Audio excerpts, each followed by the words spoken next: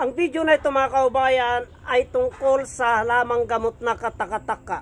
Yung pampalinaw ng mata kasi po medyo nahihilo po ako, nanlalabo po ang aking paningin, sumasakit po ang aking ulo.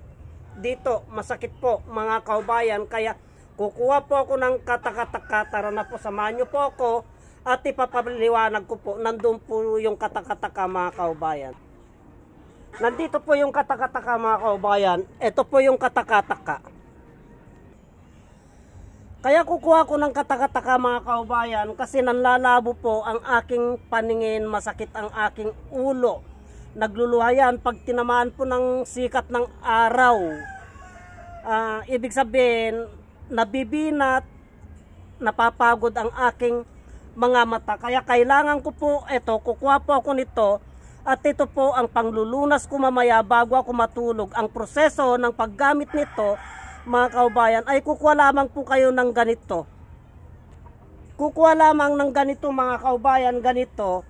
Kukuha lamang ng ganyan yan. Pag matulog na po kayo, kuskusin po ninyo ito at saka nyo po itapal na ganyan po mga kaubayan.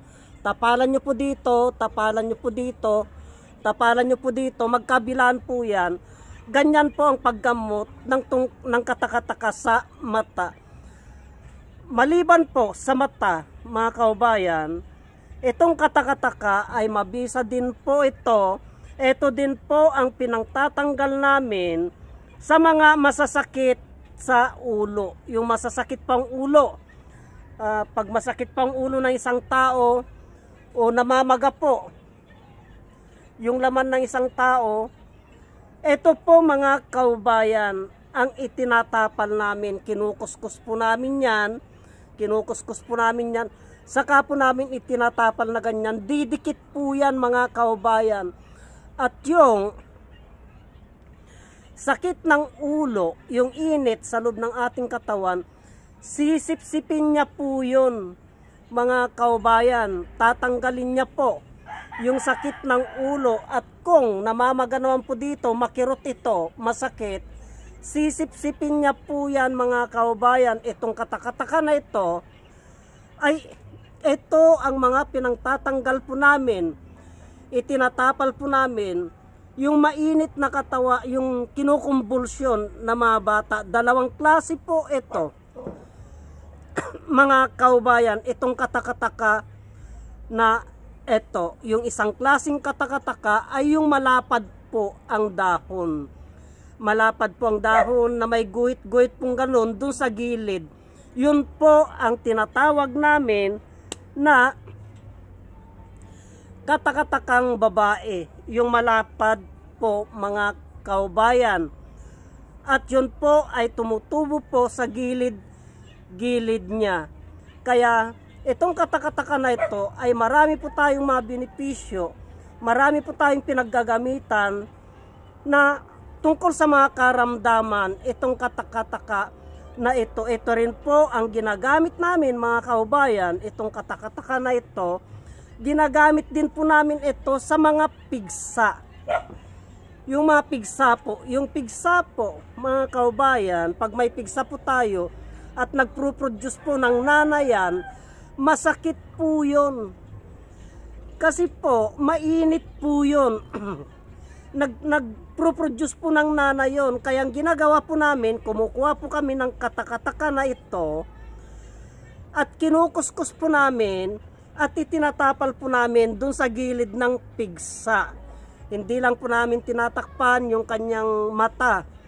Mga kaubayan, binubutas po namin ito.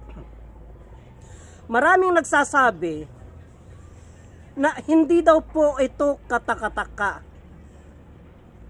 At sinasabi po nila na ito po ay angkan ng cactus. Hindi po totoo yan mga kaubayan. Original po na katakataka ito. Hindi po ito angkan ng cactus. Dalawang klase po ang katakataka ng Pilipinas.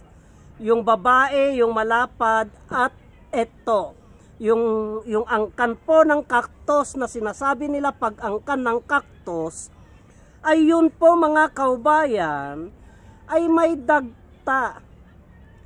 may dagta po, samantalang ito po ay walang dagta. Kung ano po yung kakayahan nung katakataka na babae, ay ganun din po ang kakayahan nito. Isa lamang po ang kanilang ginagamot. Kaya lang po, ito ang pinapagamit namin pagdating sa mata.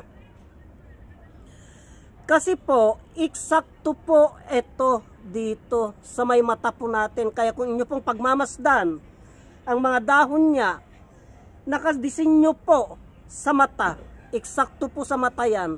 Dito, eksakto pong pangtapal yan sa mga masasakit na parte ng katawan ng ulo natin, mga kaubayan. Yung masakit na ulo, yung may trangkaso. Ito po ang itinatapal namin kasi po, malamig po ito.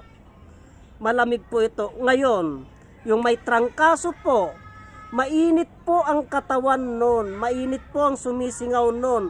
Imbis na pinupunasan po namin ng yelo, imbis na pinupunasan po namin ng bimpo, ang ginagawa po namin, mga kaubayan, ay ito po, kinukuskus po namin ito.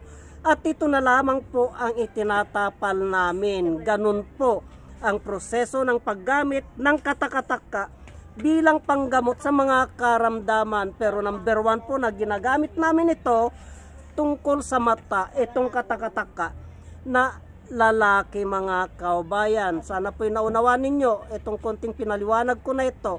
At pakishare naman po. Marami pong salamat.